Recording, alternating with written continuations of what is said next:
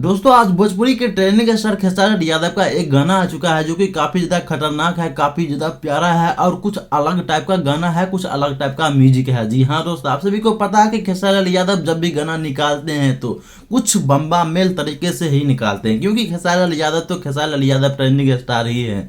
आप सभी को बता दूं कि इस गाने का नाम है डबल रोटी। जी हाँ दोस्त, इस गाने का एकदम मैटर है कुछ ऐसा कि एक लड़की रहती है जहाँ पर जो है रोटी बेलती रहती है और कहीं कि वहाँ पर खेसारी यादव जी आते हैं और वहाँ उसके साथ काफी ज्यादा लाइन मटक्का करते हैं और लड़कियां कहती है कि झूठों के नजर रोटी पर गठेले बारा है और तुम्हारा जो ध्यान कुछ और तरीके से है। जी हाँ दोस्त, कुछ इस तरीके से मैटर है, आप लोग समझ सकते हैं। भाई इस गाने में क्वालिटी भी खतरनाक तरीके से दर्शाया गया है, दिया गया है। और भाई डांसिंग का तो नाम ही नहीं लो, खेसारी यादव कभी किसी से कम रहते हैं डांसिंग के मामले में।